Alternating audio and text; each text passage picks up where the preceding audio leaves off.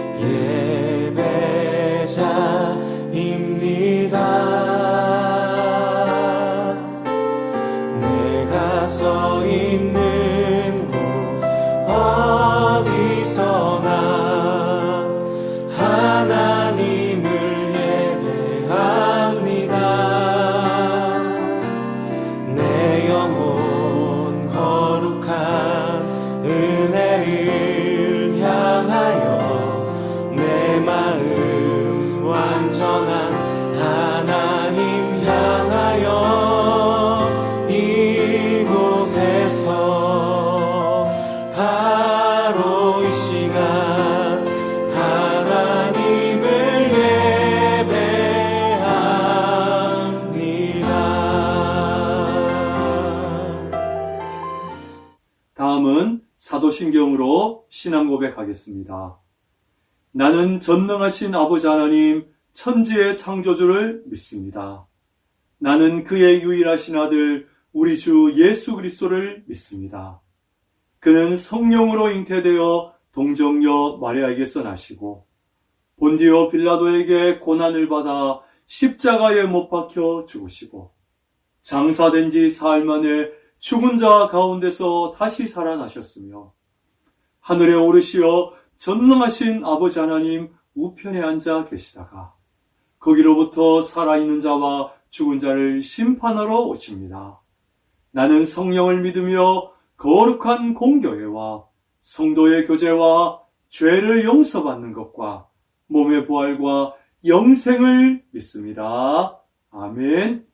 네, 오늘 성경 말씀은 구약 성경 시편 37편 23절에서 24절 말씀입니다. 우리 다 같이 한 목소리로 읽겠습니다.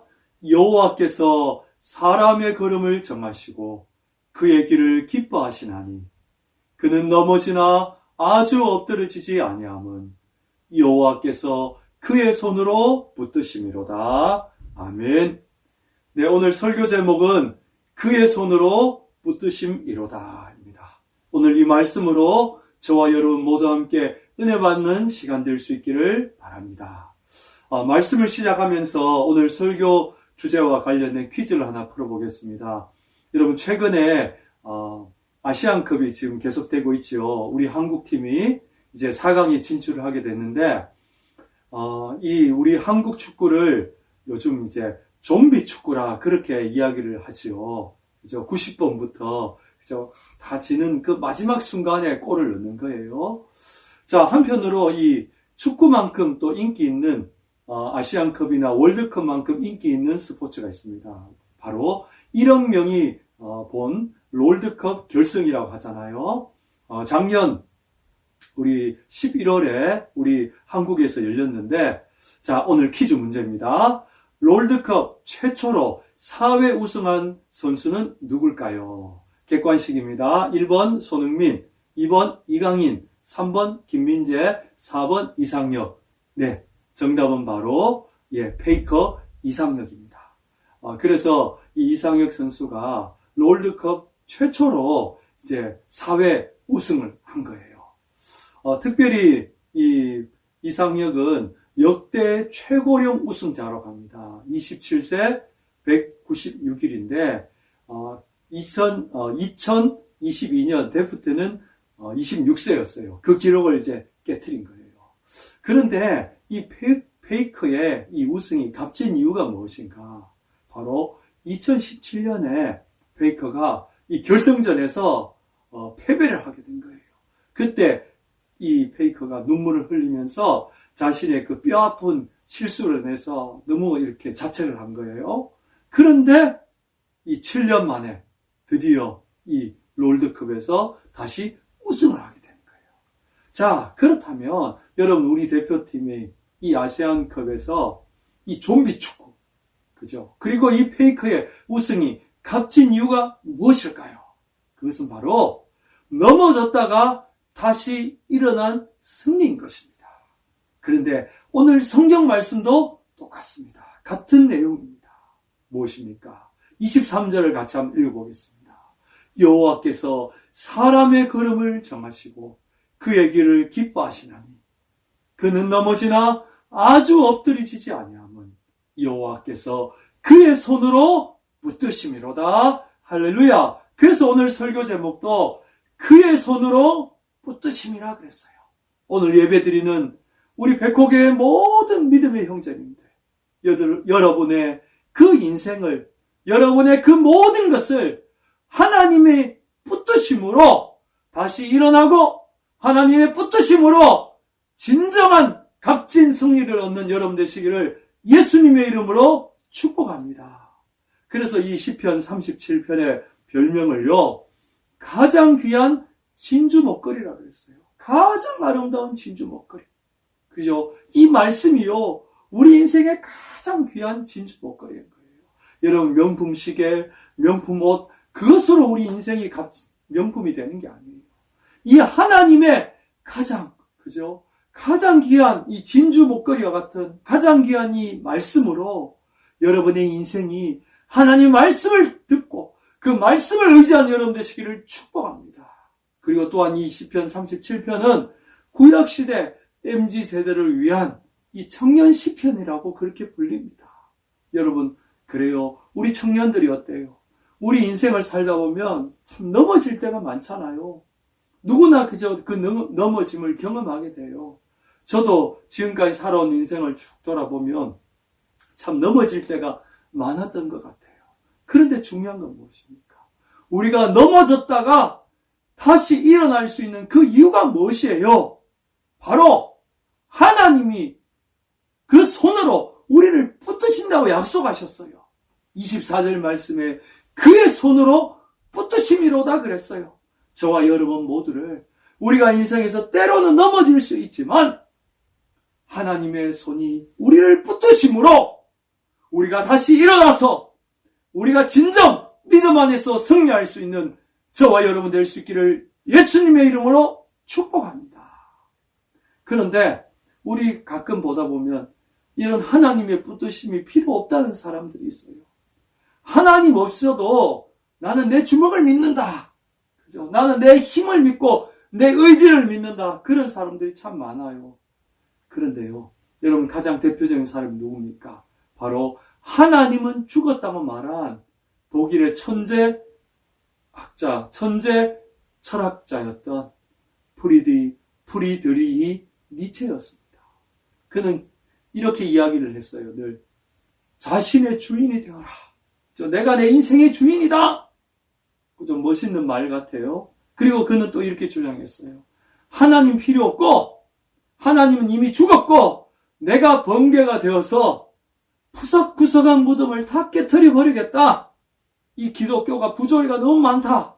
그래서 이 기독교를 깨트려 버리고 내가 내 인생의 주인이 되겠다. 그렇게 외쳤어요. 그런데 정작 그의 말년은 어땠을까요? 그의 말년은 너무나 비참했어요. 1900년 8월 25일에 니체는 정신병원에서 사망을 하게 됩니다. 그런데요, 무려 10년간 그는 정신착란증 속에서 쉽게 말하면 미치광이가 되어서 그렇게 살다가 결국 죽어버린 거예요. 여러분, 그래서요, 사람들이 이런 말을 하잖아요. 하나님은 죽었다. 니체 1883년. 그런데 니체는 죽었다. 하나님 1900년. 그래요. 하나님 없이 하나님의 붙들어줌이 없는, 붙드심이 없는 그 인생은요, 전도서 4장 10절에 홀로 있어 넘어지고 붙들어 일으킬 자가 없는 자에게는 화가 있다고 했어요. 하나님의 붙드심이 없는 그 인생은요, 비참할 수밖에 없어요. 그러나 우리가 때로는 넘어지지만 하나님의 붙드심이 있을 때는 잠언에 있는 말씀처럼 의인은 7번 넘어져도 다시 일어날 줄 믿습니다. 할렐루야. 바로 오늘 저와 여러분 모두에게 이와 같은 하나님의 붙드시는 축복이 함께하기를 바랍니다. 그렇다면 오늘 설교 말씀의 적용으로 이 붙드시는 하나님을 만나는 시간이 언제일까요? 네, 바로 우리 백호교회 주일 예배 시간인 거예요. 그래서 요한복음 4장 23절에 영과 진리로 예배한 자를 하나님이 찾으신다고 그랬어요. 그래서 예배가 우리의 생명이에요. 예배가 우리 인생의 승부처예요. 예배하는 시간에요, 우리 하나님을 만나고 그 하나님을 만난 인생은요, 하나님의 붙드심을 경험하게 되는 거예요. 날마다 여러분 인생에 하나님의 붙드심이 있기를 축복합니다. 그렇다면 이 하나님의 붙드심의 그 축복은 무엇일까요? 이사야 60장 15절에 보니까 전에는 내가 버림을 당하고 미움을 당하였다고 그랬어요. 여러분 그렇지 않습니까? 우리가 정말 저도 이제 학교에서 학생들 가르치다 보면 그 어릴 적 상처가 많은 아이들이 많아요. 그래서 어릴 때 그저 부모님이나 그 모든 주변의 사람들로부터 버림을 당하거나 그저 미움을 당하고 왕따를 당하고 그저 사람들의 그 버림과 미움을 당해서 그 마음의 자존감이 너무나 다 사라져버리고 마음의 상처와 그저 아픔만 가득한 아이들이 있어요. 그런 학생들이 참 많아요. 그런데 하나님 뭐라고 말씀하세요? 전에는 내가 버림을 당했고 미움을 당했지만 하나님이 붙드시는 인생은요, 같이 한번 읽어볼게요. 이제는 내가 너를 영원한 아름다움과 대대의 기쁨이 되게 하리라. 할렐루야. 여러분 하나님이요 그 인생을 붙들기 시작하면요, 그 과거에는 버림을 당하고 미움을 당한 인생이었을지라도 하나님이 붙들 때 그건 어떻게 돼요? 영원한 아름다움과 기쁨의 인생이 되는 줄 믿습니다. 할렐루야. 오늘 예배드린 여러분에게 이와 같은 은혜가 있을 줄 믿습니다. 그래서요, 우리가 이와 같은 하나님의 그 붙드심을 우리가 경험하려면요, 우리 예수님을 마음속에 영접하면 돼요. 그런데 한 가지 중요한 게 있어요.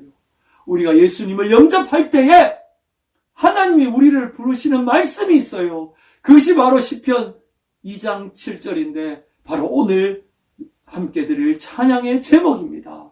같이 한번 읽어볼게요. 너는 내 아들이라. 할렐루야. 그래요. 예수님을 영접할 때에 하나님이 우리를 이제 아들이라고 부르세요. 그리고 아들이기 때문에, 가장 사랑하는 아들이기 때문에 우리 인생에 어때요? 하나님의 붙드심이 있는 거예요. 우리가 넘어져도 하나님 뭐예요? 우리를 하나님이 가장 사랑하는 아들이 되었기 때문에 하나님이 우리를 붙들어 가시는 거예요. 그 하나님의 붙드심이 있을 때요, 뭐예요? 넘어져도 다시 일어나고, 과거에 미움을 당하고 버림을 당한 인생이었을지라도 하나님의 붙드심을 통해서 우리가 영원한 아름다움과 기쁨이 되게 하리라고 약속하셨어요. 오늘 예배드리는 저와 여러분 모두 하나님의 이 붙드심을 통해서 하나님의 그 은혜를 경험하는 저와 여러분 다 되시기를 예수님의 이름으로 축복합니다. 이 시간 우리 말씀을 생각하면서 다 같이 너는 내 아들이라 찬양드리겠습니다. 힘들고 지쳐 낭망하고 넘어져 일어날 힘 전혀 없을 때에 조용히 다가와 손 잡아주시며 나에게 말씀하시네. 나에게 실망하며 내 자신 연약해 고통 속에 눈물 흘릴 때 못자국 난 그 손길 눈물 닦아주시며 나에게 말씀하시네. 너는 내 아들이라.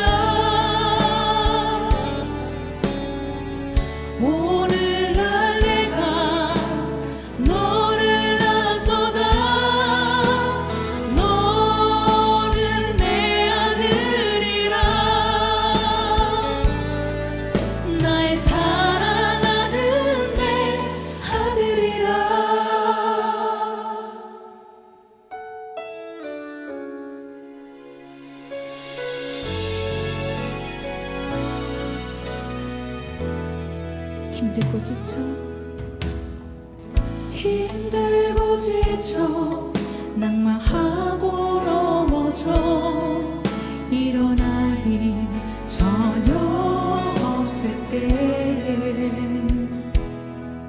조용히 다가와 손 잡아주시며 나에게 말씀하시네. 나의 대실만 하며 내 자신 연약해 고통 속에 눈물 흘릴 때 못자국 난 그 손길 눈물 닦아주시며 나에게 말씀하시네. 너는 내 아들이라. 너는 내 아들이라. 오늘날 내가 너를 낳도다. 너는 내 아들이라. 나의 사랑하는 내 아들이라. 우리 마지막으로 결단의 기도 한번 드리겠습니다. 하나님의 붙드심을 통해서 우리의 삶이 아름다움과 기쁨이 되게 해달라. 과거에 버림을 당하고 미움당한 인생이라도 우리가 주의 붙드심 통해서 정말 하나님의 은혜 속에서 살아가게 해달라고 기도합시다. 또한 한 주간 우리 3대대, 우리 백호대대 모든 장병들의 건강과 안전을 위해서 이 시간 우리 다 같이 결단의 기도 드리겠습니다.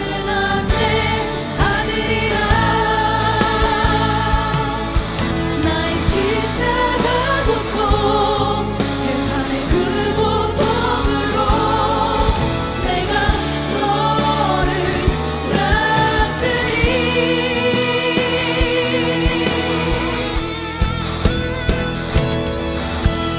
너는 내 아들이야. 제가 마치기도 하고 축도하겠습니다. 사랑의 주님, 은혜를 감사합니다. 우리가 과거에는 버림을 당하고 미움을 당한 인생이었을지라도 하나님이 다시 우리를 붙들어 주실 때에 우리가 영원한 아름다움과 기쁨이 되게 하실 줄 믿습니다. 의인은 7번 넘어져도 하나님 붙드심으로 다시 일어날 것이요, 우리가 하나님의 그 붙드심으로 날마다 승리하는 우리 백호교의 모든 믿음의 형제들 되도록 축복해 주옵소서. 다음 한 주간도 우리 백호부대 모든 형제들의 건강과 안전을 지켜주시고 우리가 날마다 살아가는 그 매 순간순간마다 때로 우리가 힘들고 지쳐서 넘어지는 그 순간순간마다 하나님의 붙드심을 통해서 다시 일어나는 우리 모든 형제들 되도록 축복해 주옵소서. 지금은 우리 주 예수 그리스도의 은혜와 하나님의 사랑과 성령님의 위로 역사하심이 넘어져도 하나님의 붙드심으로 다시 일어나며 믿음 가운데 승리하기를 기도하는 우리 백호교의 모든 믿음의 형제들 위해 이제로부터 영원토록 함께 하실지어다. 아멘. 여러분, 이 한 주간 하나님의 붙드심으로 승리하시기를 축복합니다. 저도 여러분을 위해서 매일 기도하고 있습니다. 한 주간 믿음 안에서 화이팅입니다. 여러분 수고하셨습니다. 감사합니다.